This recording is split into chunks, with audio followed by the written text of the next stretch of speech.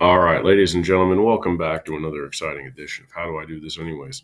Today is a work plane edition where I've got these work planes throughout my box, and um, I've got students who are telling me they're having difficulty making these work planes, and I don't quite understand it because when I do this, I simply click the plane in the assembly model. I'm clicking that, I'm clicking parallel to plane, I'm clicking here on this backside. And then I just come on over and hover and I click and I set my point and I set my plane and life is peachy. However, when I come to some of your guys' models, I look here, I try to do the exact same thing. I click on the back plane just like I did a moment ago. Nothing.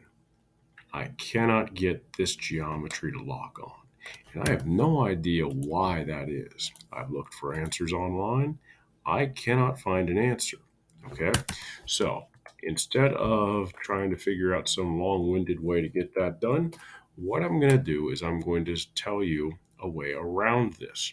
So we're going to come up here to our inspect tool, and you are going to measure from one edge or another. It doesn't really matter which.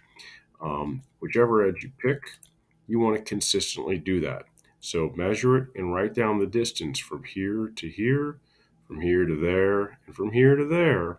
So that way you can tell how far it is. So, like my distance here, I'm going to write that down 1.347. Pizza.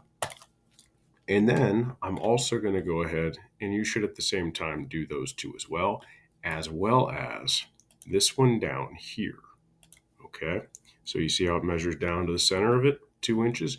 You don't necessarily need to have an axis through there, but the axis is helpful for your geometry later when you're making your constraints. Now, what I'm going to do is I'm going to come back here to my assembly tab, and I'm going to go ahead and I'm going to make an offset plane. And I'm going to select here, and then I'm just going to push this thing inward, but I'm going to push it inward that 1.347 inches. Boom. There's my plane. Okay. Now, the only danger with this is that if you decide to move the hole later on, that plane's not going to move with it. So be certain about where those holes are. And you want to go ahead and you want to set those planes up. Set up all three of them at one time. And we want the other one to be negative 2.501. And then another one to be negative 3.655. All right. And then we want to do another one.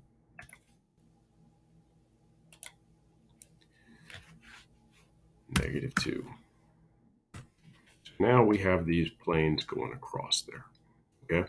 And that's the best way I can figure out to do that. Now, of course, as you don't need these planes, I would strongly recommend that you go ahead and you hide them, turn their visibility off, because that gets really annoying really fast to have all of those work planes working through there.